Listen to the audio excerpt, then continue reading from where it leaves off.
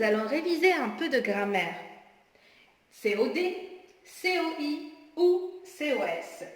Alors l'objet de ce cours, c'est comment différencier le complément d'objet direct du complément d'objet indirect et du complément d'objet second. Commençons par le COD, complément d'objet direct. Analysons la phrase suivante. Il mange une pomme. Alors, il, c'est un sujet, mange, c'est un verbe conjugué et une pomme, c'est un COD.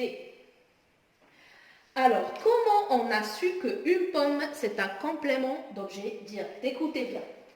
On a posé la question, il mange quoi? Et la réponse était une pomme. Alors, le COD dans cette phrase répond à la question quoi? Très bien. Passons à la phrase suivante. Elle aime sa mère. Oui, on va faire la même démarche. Elle, c'est le sujet. Aime, c'est un verbe conjugué. Et sa mère, c'est un COD. Comment on a trouvé le COD? On n'a pas posé la question quoi. Alors on a posé la question elle aime qui? Et la réponse c'est sa mère. Alors ici, le COD répond à la question qui. On résume que pour trouver le COD dans une phrase, on pose l'une des questions, soit qui ou bien quoi, après un verbe conjugué. Et j'insiste qu'il faut poser les deux questions du complément d'objet direct après un verbe conjugué. Au complément d'objet indirect. Et analysons le premier exemple. Il parle à son père. On va faire les mêmes démarches, si vous voulez, qu'on a fait pour trouver le complément d'objet direct. Si vous vous rappelez bien, on a désigné le sujet et le verbe conjugué. Ici, on a il, c'est le sujet, très bien. On a parle, c'est le verbe conjugué.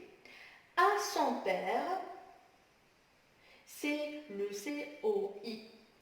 Comment on l'a trouvé? On a posé une question. Très bien. Il parle à qui?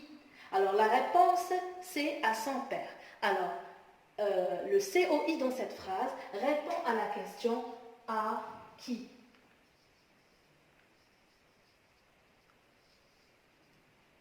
Voilà, j'espère que c'est clair. Elle pense au contrôle. Très bien, les mêmes démarches. Elle, c'est le sujet, pense, c'est le verbe conjugué. Au contrôle, c'est un complément d'objet indirect. On va voir, il répond à quelle question? Elle pense à quoi? Alors la réponse, c'est au contrôle. Ici, le COI répond à la question à quoi? Alors à quoi? C'est la question posée et j'insiste toujours, posée après le verbe conjugué. Troisième exemple. Karim se souvient de la leçon. Karim se souvient de la leçon. Très bien, Karim c'est le sujet, se souvient c'est le verbe conjugué et de la leçon c'est un complément d'objet indirect. Ce COD répond à quelle question? Karim se souvient de quoi? Alors, Karim se souvient de quoi? Il se souvient de la leçon. Alors ici, le complément d'objet indirect répond à la question de quoi? Passons au dernier exemple. Tu parles de ton fils. Tu, c'est le sujet, parle, très bien, c'est le verbe. De ton fils, c'est le complément d'objet indirect. On va essayer de deviner, si vous voulez, il répond à quelle question? Tu parles de ton fils, alors tu parles de qui? Très bien, de qui? Alors le COI dans cette phrase répond à la question de qui? Alors on résume que le complément d'objet indirect répond à l'une des questions suivantes. À qui? À quoi? De qui? Posé bien sûr après un verbe conjugué. Venons du complément d'objet qui incite à poser beaucoup de questions, là où il y a beaucoup de points d'interrogation, mais je vous garantis qu'aujourd'hui, vous n'aurez plus ces points d'interrogation et que ça va être plus clair pour vous. Alors, parlons du complément d'objet second à partir de l'exemple suivant. Je donne un cadeau à ma grand-mère. Alors, bien sûr, oui, les mêmes démarches. On cherche le sujet, alors on a je, c'est le sujet. On a le verbe conjugué, le verbe donner. Je donne. On va se poser les questions. Je donne un cadeau. Alors, un cadeau répond à quelle question? Je donne un cadeau. Très bien, il répond à la question quoi? Je donne quoi? Alors déjà, on a ici un complément d'objet. Il s'agit du complément d'objet direct. Très bien. Je donne un cadeau à ma grand-mère. Alors, on va chercher une question. Je donne à ma grand-mère. Je donne à qui? Très bien. Je donne à qui? Alors, c'est un complément d'objet. Alors, il répond à la question à qui? À qui, c'est l'une des questions auxquelles le complément d'objet indirect répond. Alors, c'est un complément d'objet indirect. Alors, écoutez bien. Quand il y a deux compléments d'objet dans une seule phrase, et les deux compléments d'objet sont rattachés au même verbe. Alors, je dis je donne un cadeau et je donne à ma grand-mère. Alors, les deux compléments d'objet sont rattachés au même verbe.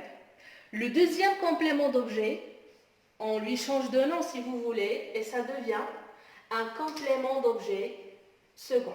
J'espère que vous avez compris. Je vais donner un deuxième exemple rapidement. J'ai écrit une lettre à mon père. J'ai écrit une lettre à mon père. J'ai écrit quoi? Une lettre. Une lettre, c'est un COD. J'ai écrit à qui? À mon père. Alors, à mon père, c'est un COI. Automatiquement, puisqu'on a deux CO, deux compléments d'objet qui sont rattachés au même verbe, c'est le verbe écrire. Alors, le deuxième, qui est à mon père, c'est un COS. Résumer tout ce qu'on a vu dans cette séance. Le complément d'objet, c'est un mot ou un groupe de mots qui complètent le sens de la phrase. On va prendre le COD. Le COD, il répond aux questions. Si vous vous rappelez, oui, c'est qui, ou bien quoi, posé après un verbe conjugué. Le COI répond aux questions. Très bien. À qui? À quoi? De qui et de quoi? Ou bien de quoi? C'est pas les deux. Et le complément d'objet second, c'est le deuxième complément d'objet dans une seule phrase dans laquelle il y a deux compléments d'objets qui sont rattachés au même verbe. C'est bien que le complément d'objet peut être un nom. Par exemple, je parle à maman. Je parle à qui? À maman. Ici, le COI est sous forme d'un nom, c'est sa nature grammaticale. Il peut être aussi un pronom personnel, genre je lui parle. Déjà ici, je me pose la question, je dis je parle à qui? C'est lui. Alors lui, c'est un COI qui est venu ici sous forme d'un pronom personnel. Il peut être aussi un verbe, si j'ai oublié le point, il peut être un verbe à l'infinitif. Par exemple, je veux partir. Je veux quoi? Partir. Partir, c'est un COD. Ou bien, il peut être une proposition relative, genre, je veux que tu fasses tes devoirs. Je veux quoi? Que tu fasses tes devoirs, c'est le complément d'objet direct. Alors mes chers, j'espère que la leçon était bien claire pour vous. J'aimerais bien savoir si vous avez des propositions de leçons à vous présenter, à partager avec vous. Vous devez savoir que pour moi, c'est un plaisir avant tout. J'aime partager. Alors, n'oubliez pas de partager aussi avec vos amis, vos voisins, vos membres de la famille, pourquoi pas. Abonnez-vous à la chaîne pour être toujours les premiers à voir toutes nouvelles vidéos. Et n'oubliez pas de me laisser vos propositions de leçons dans les commentaires. Et bien à vous. À la prochaine.